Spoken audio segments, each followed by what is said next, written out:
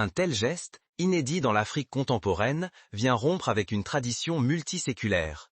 Le droit de propriété, pilier sacré de la richesse, fondement de la puissance économique, vole en éclats.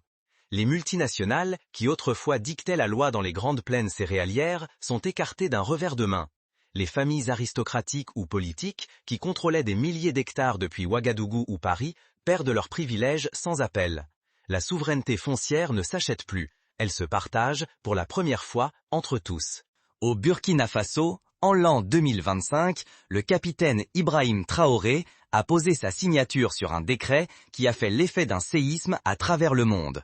Abolition totale et immédiate de la propriété privée des terres. Absolument toutes les terres, des dunes arides du Sahel aux rizières irriguées du Sud, deviennent propriété collective de la nation.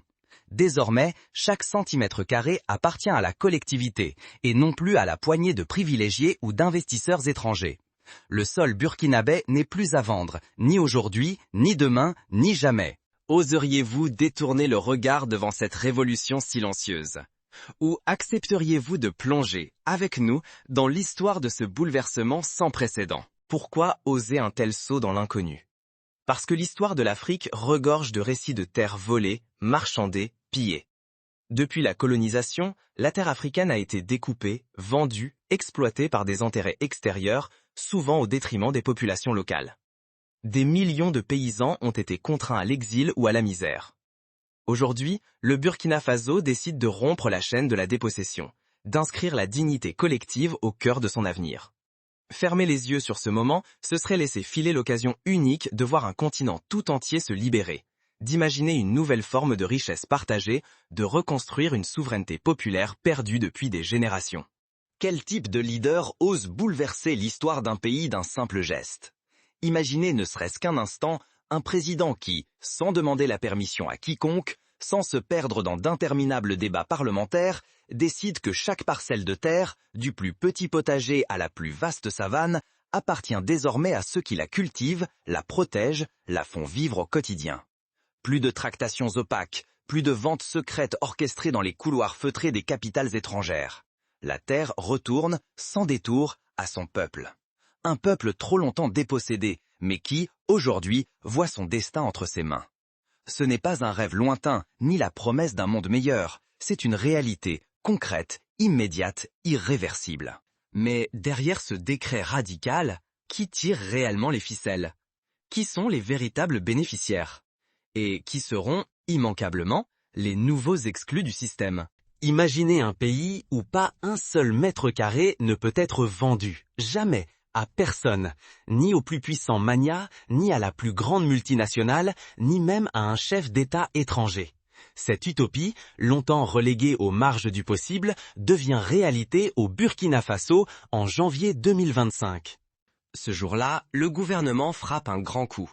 Toutes les terres, qu'elles soient en zone urbaine ou rurale, qu'elles abritent de modestes potagers ou d'immenses exploitations agricoles, deviennent propriété nationale, inaliénable. Désormais, aucune parcelle ne peut être achetée, vendue, hypothéquée ou donnée en héritage, sauf selon des règles strictes fixées par l'État. Pour toujours, la terre devient un bien commun. Cette révolution n'est pas tombée du ciel. Elle balaie une loi de 1975, héritée de la colonisation, qui avait transformé la terre en simple marchandise, soumise à la spéculation, aux achats massifs d'acteurs étrangers. Des élites locales et des investisseurs internationaux s'appropriaient alors des milliers, parfois des dizaines de milliers d'hectares, laissant la majorité du peuple sans droit ni garantie sur le sol nourricier. Cette ère d'injustice systémique est brutalement refermée. La nouvelle loi pose un principe radical. Seuls les citoyens burkinabés peuvent accéder à la terre, et non plus selon leur richesse, mais selon leurs besoins et leur engagement envers la communauté. Fini les rachats massifs, les spéculations, même pour les fortunes les plus colossales ou les multinationales attirées par l'Eldorado africain. Désormais, chaque demande de terrain passe par un bail délivré par l'État, qui privilégie l'usage collectif, la préservation écologique et l'intérêt national à l'accumulation individuelle. Pour donner un exemple concret, une famille rurale n'a plus à craindre qu'un investisseur étranger vienne racheter ses terres pour y installer une plantation industrielle. Au contraire, elle peut obtenir un bail renouvelable, l'État garantissant l'accès à la terre à ceux qui la travaillent vraiment, tout en s'assurant que la production sert d'abord à nourrir la population locale. C'est un rejet frontal de la logique coloniale et capitaliste. La terre n'est plus un actif financier, mais un droit fondamental, un socle de l'identité nationale. Pour la première fois depuis les indépendances, un pays africain interdit formellement toute confiscation ou revente du sol au profit d'intérêts extérieurs ou de dynasties locales. Mais derrière cette révolution, une question brûlante subsiste. Qui profite vraiment de cette rupture ? Comment l'État va-t-il concrétiser sa promesse pour le peuple et éviter que le rêve ne se transforme en cauchemar bureaucratique ? Les enjeux sont immenses. Il s'agit de rompre définitivement avec des siècles de spoliation, d'empêcher que la terre, source de vie, de culture et d'identité, ne soit plus jamais accaparée par une minorité, et de rendre au peuple le pouvoir de choisir, de produire, de transmettre, de façonner son avenir. Pour comprendre la portée de ce bouleversement, il faut remonter dans le temps et écouter ceux qui vivaient sous l'ancien régime foncier. Un exemple frappant. Dans les années 90, des milliers de paysans du nord du Burkina Faso ont été expulsés de leurs terres, revendus à des compagnies étrangères. Certains ont tout perdu du jour au lendemain, condamnés à l'exil économique ou à la mendicité dans les villes. Aujourd'hui, avec la nouvelle loi, ces familles peuvent enfin espérer une justice réparatrice. Et si la souveraineté d'un pays commençait véritablement par la maîtrise de son sol ? Cette idée dérange, car elle remet en cause toutes les certitudes du système mondial. Dès l'annonce de la nationalisation, la planète économique s'alarme. Les marchés internationaux crient à la catastrophe. C'est incompréhensible, dangereux, insensé. Les agences de notation abaissent la note du pays. Les investisseurs fuient, craignant l'insécurité juridique. Les lobbies internationaux, qu'ils soient miniers, agricoles ou financiers, s'agitent. Les élites locales, habituées à tirer profit du commerce foncier, s'inquiètent. Des institutions étrangères menacent de sanctions, de couper les aides, de condamner le pays à l'isolement. Certains diplomates murmurent la fin du climat des affaires. L'Occident, perplexe, se demande « La terre n'est-elle plus une marchandise ?» Au centre de la tempête, Ibrahim Traoré reste inébranlable. Il ne présente pas d'excuses. Il ne négocie pas. La terre soigne le pays, affirme-t-il. Pour lui, rendre la terre à celles et ceux qui la cultivent, c'est guérir une blessure profonde. Des décennies de dépossession, d'arrangements cachés, de fortunes bâties sur l'extraction et la spéculation. Cette réforme est une thérapie collective, non seulement économique, mais aussi psychologique. Les chiffres donnent le vertige. Jusqu'à récemment, chaque jour, des tonnes d'or quittaient le pays en toute discrétion.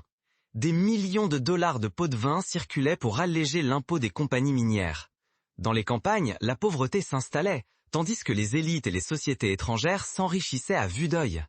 La terre était devenue un prétexte pour enrichir une poignée d'individus, alors que la majorité de la population manquait de tout. Cette époque est terminée. Mais cette réforme n'est pas seulement une revanche sur l'histoire coloniale. Elle vise aussi l'injustice interne, celle des grandes familles qui ont bâti leur fortune sur la confiscation du foncier. Trop longtemps, quelques clans puissants, souvent absents, contrôlaient les terres fertiles depuis la capitale ou même depuis l'étranger. Les vrais cultivateurs, eux, survivaient sur des miettes, condamnés à l'insécurité et à la pauvreté. Désormais, la priorité revient à celles et ceux qui sèment, récoltent, nourrissent le pays.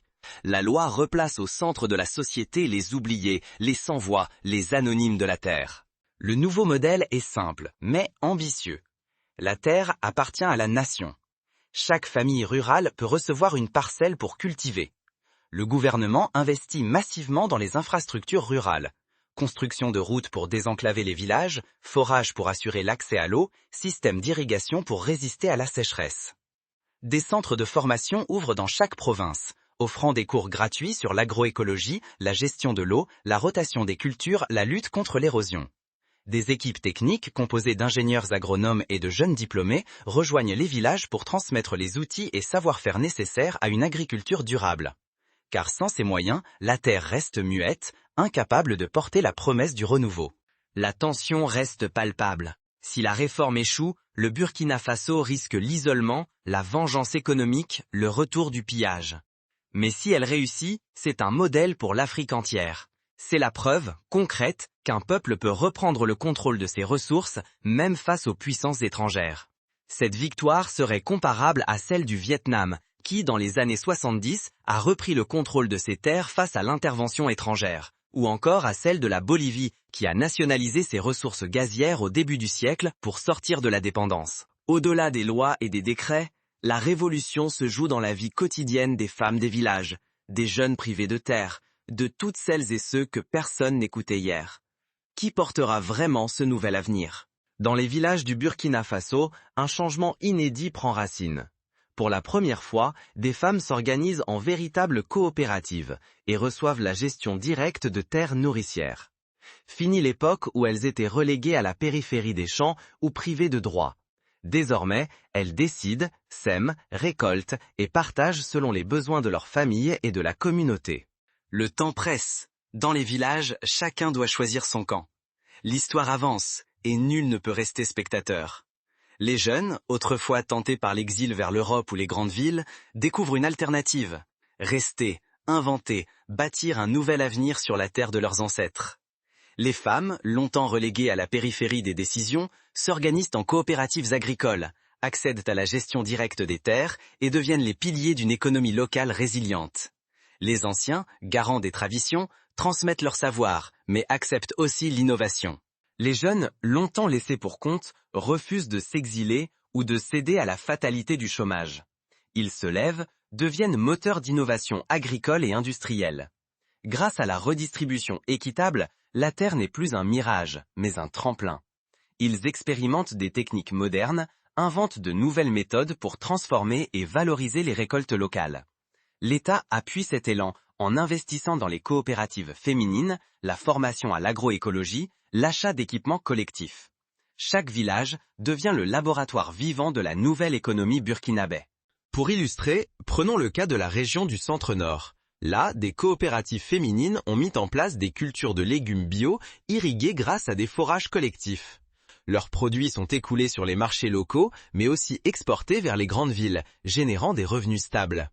Des jeunes diplômés en agronomie, au lieu de partir à l'étranger, s'associent à ces initiatives, développent des applications mobiles pour optimiser la gestion des récoltes, facilitent l'accès à l'information et à la formation. Le résultat, une baisse du chômage, une hausse de la production alimentaire, une solidarité retrouvée. La transformation est si profonde qu'elle ne passe pas inaperçue. Au-delà des frontières, le Mali, le Ghana, le Sénégal observent, s'inspirent et commencent à adapter ce modèle. Ce qui se joue au Burkina Faso devient un signal pour tout le continent. Il est possible de bâtir une économie où la souveraineté prime sur la dépendance, où le capital humain surpasse le capital financier. Mais si tout bascule, le pays risque de retomber dans l'ombre.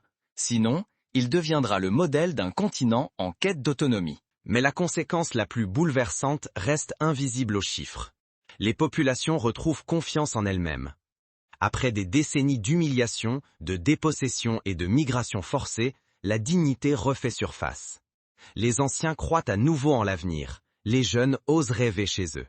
Ce n'est pas seulement la faim qui recule, c'est la résignation qui s'efface avec elle. Pourtant, rien n'est acquis. Perdre cette dynamique, ce serait condamner une génération entière à l'exil, à la pauvreté ou à la résignation. Mais réussir, c'est ouvrir la voie à un renouveau panafricain, une ère où chaque citoyen compte et où la terre rend enfin justice à ceux qui la travaillent. Mais le pays ne vacille pas.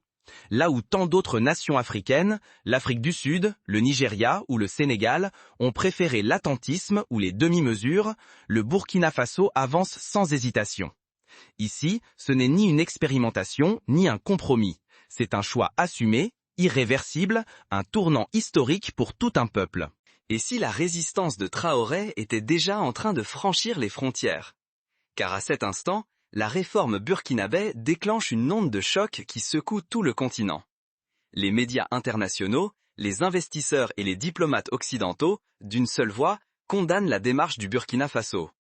Ils prédisent l'isolement, le chaos économique, parfois même la faillite totale. Pour les étrangers, les règles du jeu ont été bouleversées. Fini les ventes de terres, les rachats massifs, les contrats opaques. Dorénavant, seuls des baux à long terme, strictement encadrés, sont possibles. La priorité, les besoins réels de la nation. pas les profits d'ailleurs. Tout projet venu de l'extérieur doit d'abord prouver qu'il sert l'intérêt collectif burkinabé. Cette rupture frontale avec l'ancien modèle envoie un message limpide. L'économie nationale ne sera plus dictée par le capital étranger, mais par la souveraineté populaire. L'État burkinabé s'est fixé 3 objectifs. Garantir la souveraineté alimentaire, transformer les produits locaux et créer de la valeur sur le sol national. Des fonds publics et des incitations inédites stimulent l'émergence d'usines de transformation agroalimentaire capables de remplacer peu à peu les importations coûteuses par des biens produits sur place. Regardons un exemple. Dans plusieurs provinces, de nouvelles usines transforment désormais le coton et les céréales burkinabè localement. Résultat, moins de dépendance au marché extérieur, plus d'emplois durables et la richesse qui profite directement aux communautés. Mais le pari reste risqué. Si la réforme tient bon, c'est toute la logique de dépendance qui s'effondre. Le peuple redevient maître de ses ressources, sa dignité ne dépend plus d'intérêts extérieurs. Mais si elle cède, sous la pression internationale ou à force de compromis, le modèle s'effacera et l'espoir d'une Afrique souveraine s'éteindra avec lui. Cette histoire ne doit plus rester cachée. Qu'allez-vous faire de ce souffle nouveau? Ce bouleversement va bien au-delà d'un slogan de campagne. La réforme foncière est inscrite dans la loi, de manière définitive. Il ne s'agit pas d'un projet provisoire ni d'une réforme circonstancielle, mais d'une refondation légale conçue pour résister à toutes les pressions, qu'elles viennent de l'intérieur ou de l'extérieur. La nouvelle constitution interdit désormais tout retour à la privatisation des terres. C'est gravé dans le droit burkinabé. La révolution n'est pas tombée du ciel. Elle est née d'un refus. Celui de voir les décisions vitales voler aux mains d'inconnus, loin des regards et des rêves du peuple.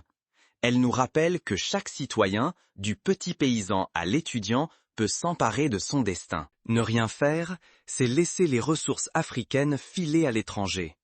C'est déposer la dignité et l'avenir de nos enfants aux pieds de quelques puissants. C'est consentir à la répétition, quand l'histoire réclame une renaissance. Se taire, c'est laisser l'Afrique répéter l'éternel passé. C'est accepter que les siècles de dépossession et de silence se prolongent. Mais en 2025, au Burkina Faso, ils ont tout bouleversé. Ils ont choisi de briser la chaîne de la propriété privée, restituant la terre à ceux qui la cultivent. Pourtant, la résistance ne cesse de grandir. À mesure que la réforme s'enracine, des voix s'élèvent partout sur le continent.